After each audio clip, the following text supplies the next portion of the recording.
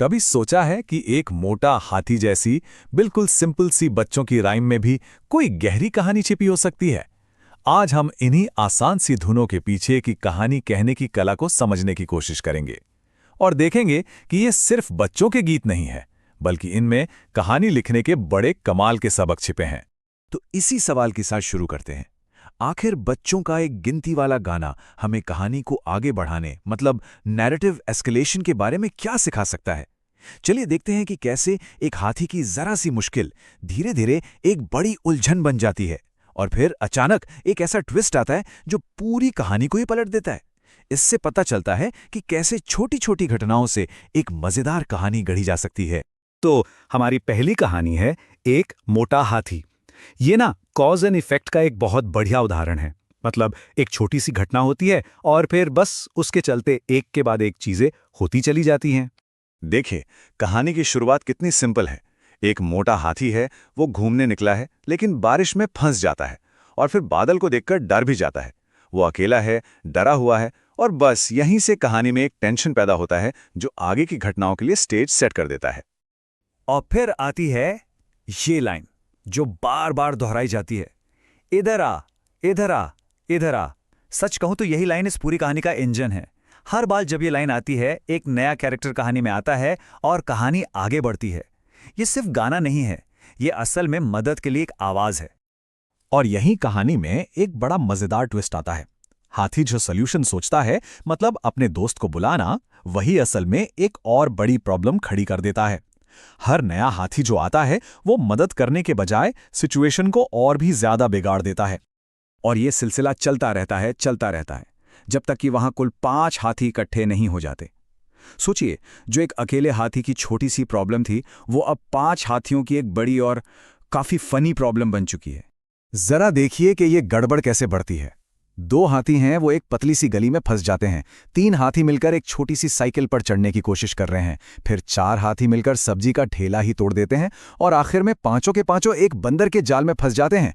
मतलब हर नए हाथी के साथ सिचुएशन और भी आउट ऑफ कंट्रोल होती जाती है। और फिर आता है कहानी का सबसे बड़ा ट्विस्ट। बंदर, जिसका जाल उनकी मुसीबत की वजह था, वही उन्हें बचाता है। यहां हम जो सोच रहे होते हैं ना, उसका बिल्कुल उल्टा हो जाता है। जो विलन लग रहा था वही हीरो बन जाता है। और बस कहानी एक हैप्पी एंडिंग पर खत्म होती है। पांचों हाथी एक साथ झूमने और नाचने लगते हैं। सोचिए, जहां शुरू में डर था, घबराहट थी, वहां अब सब मिलकर खुशी मना रहे हैं। ये एक बहुत ही सैटिस्फाइंग एंडिंग है जहां प्रॉब्लम सॉल्व हो जाती है और सब मिलकर सेलिब्रेट करते हैं। चलिए, अब पहली कहानी की उस एकदम लॉजिकल दुनिया से बाहर निकलते हैं और एक बिल्कुल ही अलग तरह की कहानी में चलते हैं। हमारी दूसरी राइम है ऊपर पंखा चलता है। और ये कहानी लॉजिक पर नहीं बल्कि सपनों जैसे इधर उधर के ख्यालों पर चलती है। तो कहानी शुरू होती है एक बहुत ही आम से सीन से। ऊपर पंखा चलता है और जाहिर है नीचे मुन्ना सोता है। अब सोते सोते उसे भूख लग जाती है और भूख लगी है तो क्या खाएगा? चलो मूंगफली ले आते हैं। यहां तक सब कुछ एकदम लॉजिकल लग रहा है, एक सीधी लाइन में। लेकिन फिर कहानी एक अजीब मोड़ लेती है। मूंगफली में दाना नहीं, चलो ये भी ठीक है, एक छोटी सी निराशा। पर इसके बाद जो लाइन आती है, हम तुम्हारे मामा नहीं, उसका तो पिछली बात से कोई लेना देना ही नहीं है। ये कनेक्शन को पूरी तरह से तोड़ देता है और हमें एक सपने जैसी दुनिया में ले जाता है जहां चीजें बिना किसी वजह के होती हैं। पता है, कहानी सुनाने की इस टेक्निक का एक नाम भी है। इसे कहते हैं नॉन सेक्विटर।